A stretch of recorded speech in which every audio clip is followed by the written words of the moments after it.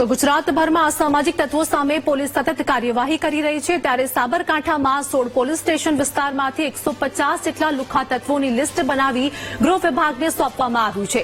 150 શખ્સોમાંથી 73 bootlegger, 6 જુગારી, 45 શરીર સંબંધી અને 70 મિલકત સંબંધી ગુનાના આરોપીઓ છે। આ ગુનેગારોમાંથી 7 લોકો સામે પાસા, 15 લોકો સામે તડીપાર અને 1 વ્યક્તિ સામે ગુસ્સેટોકની કાર્યવાહી કરવામાં આવશે। પોલીસે જણાવ્યું છે કે અસામાજિક તત્વો સામે આગળ પણ કાર્યવાહી યથાવત રહેશે।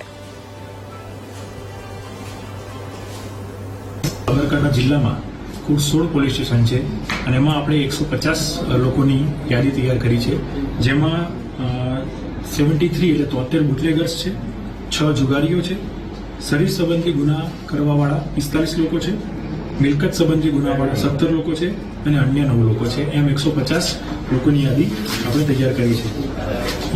યાદી તૈયાર કર્યા પછી એમના વિરુદ્ધમાં વિવિધ કલમો હેઠળ કાર્યવાહી કરવામાં આવી છે, જેમાં અટકાયતી પગલાંથી લઈ અને પ્રોહિબિશનના કેસીસ કર્યા છે, જેની વિગતે 7 જેટલી પાસાની દરખાસ્ત તૈયાર કરવામાં આવી છે, 15 જેટલા તડીપારના કેસીસ આપણે કર્યા છે, ગુસ્સીટોક જે છે એનો પણ એક કેસ આપણે કરેલો છે।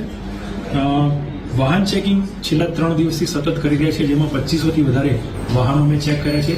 આ વાહનો ચેક કરતા 15 જેટલા વાહનોમાં હથિયારો મળી આવ્યા હતા, એટલે એના વિરુદ્ધમાં જીપી એક્ટ 135 વિરુદ્ધની પણ કાર્યવાહી અમે કરી છે।